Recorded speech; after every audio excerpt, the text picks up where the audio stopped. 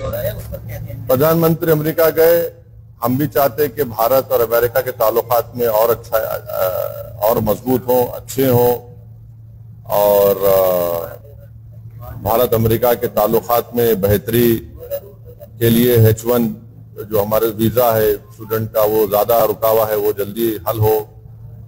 और वहां पर जो प्रधानमंत्री है, तो अमेरिका के एक एक्स प्रेसिडेंट ने एक टीवी को इंटरव्यू देते हुए कहा, ओबामा ने, कि भारत में अल्पसंख्यक समाज मुसलमानों का जिस तरीके से उनको टारगेट किया जा रहा है वो भारत के हित में नहीं है, इससे भारत को नुकसान होगा। तो ये वो बराक ओबामा है जिसको हमारे देश के वजीर आजम प्रधानमंत्री ने वो फेमस सूट पहना था जिस पर उनका नाम लिखा हुआ था, अपने हाथों से चाय पिलाई, और वो खुद आज ये बात कह रहे हैं। और दूसरी बात यह कि भारत के प्रधानमंत्री ने 9 साल में उनके प्रधानमंत्री के टेन्योर में पहली मर्तबा, जैसा आज हम खड़े होकर आपके सवालात का जवाब दे रहे, वैसा उन्होंने सवाल दिया। वरना उन्होंने अक्सर क्या करते, अपने पसंद के एंकर्स को बुला के इंटरव्यू दे देते। तो कोई उनसे पूछता आपको आम खाए पसंद है क्या, कोई बोलता उनसे आपके ने बटवा है क्या। तो उस सवाल जवाब में प्रधानमंत्री ने कहा कि भारत में डिस्क्रिमिनेशन नहीं किया जाता अल्पसंख्यक समाज मुसलमान से। तो हम भारत के प्रधानमंत्री अभी तो फॉरेन टूर पर हैं, उमूमन नहीं उस पर तबसरा करना चाहिए, मगर मैं कर रहा हूं, क्योंकि मणिपुर में 300 चर्चेस को जला दिया गया, वो डिस्क्रिमिनेशन नहीं है। मणिपुर में पुलिस एकेडमी से 50,000 से ज्यादा एम्युनिशन गोलियां चोरी हो गई, 4,000 ज्यादा हथियार लूट के लेकर चले गए, वो डिस्क्रिमिनेशन है। क्या डिस्क्रिमिनेशन नहीं है कि CAA का कानून मोदी सरकार ने बनाया सिर्फ रिलीजन की बुनियाद पर, डिस्क्रिमिनेशन की निशानी है। तीसरा डिस्क्रिमिनेशन की निशानी यह है कि आपने मौलाना आजाद फेलोशिप को बंद कर दिया। हमारे अल्पसंख्यक समाज के बच्चे अपना फेलोशिप कर पाएंगे ना PhD कर पाएंगे।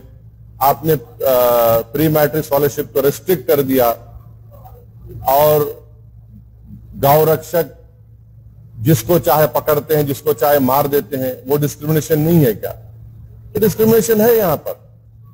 ये सबका साथ, सबका विश्वास, सबका विकास, सबका प्रयास, बहुत अच्छा है, डायलॉग अच्छा है, मगर जमीन पर तो कुछ दिखता ही नहीं है ना। और फिर डिस्क्रिमिनेशन की मिसाल सबसे बड़ी है कि बीजेपी के पास 300 MP है, एक मुसलमान MP नहीं है, एक मुस्लिम मिनिस्टर नहीं है। ये डिस्क्रिमिनेशन की मिसालें आपके सामने रख रहा हूं, और हम उम्मीद करते हैं कि प्रधानमंत्री आप लोगों से तो खुल के बात करें ना। ऐसा एक ओपन प्रेस कॉन्फ्रेंस प्रधानमंत्री कर लें दिल्ली में, एक 50-60 जर्नलिस्ट को बुलाकर, तुमको जो पूछना है पूछो प्यारे, दिल खोल के पूछो, मैं आज जवाब दूंगा। विदेश में जाकर देते, यहां देने, भारत में देने से उनको इतना क्यों पिछड़ जाते हो? जिस तरह से महागठबंधन का एक ही मंशा है मोदी गवर्नमेंट को हराना, तो आप क्यों नहीं जाके क्यों नहीं जाके आप जाके क्यों रुजू नहीं हो सकते? ये दोनों का मंशा तो एक ही है ना, मकसद एक ही है ना। अब ये बताइए, प्यासा कुएं का नहीं आता या कुआं पाए प्यासे के पास आता? सभी तो पैसे ही है ना। सबसे ज्यादा जब से भाजपा की सरकार बनी है, सबसे ज्यादा अगर किसी को मार्जिनलाइज किया गया, एलिनेट किया गया, सबसे ज्यादा डिस्क्रिमिनेशन किसी से हुआ, तो वो दलित, आदिवासी और मुस्लिम समाज को किया गया। तो आप इसको भी तो देखो। आप आज सबसे ज्यादा अगर मॉब लिंचिंग होती है, सबसे ज्यादा अगर किसी के घर तोड़े जाते हैं, झूठे इल्जामात में किसी को उठा दिया जाता है, तो कौन है ये लोग? ये इसी समाज के लोग हैं पूरे। तो इसमें अगर एक आपको बीजेपी को हराने का है, तो आपको एक एजेंडा बनाना पड़ेगा। क्या है वो, कैसे आगे बढ़ेंगे आप?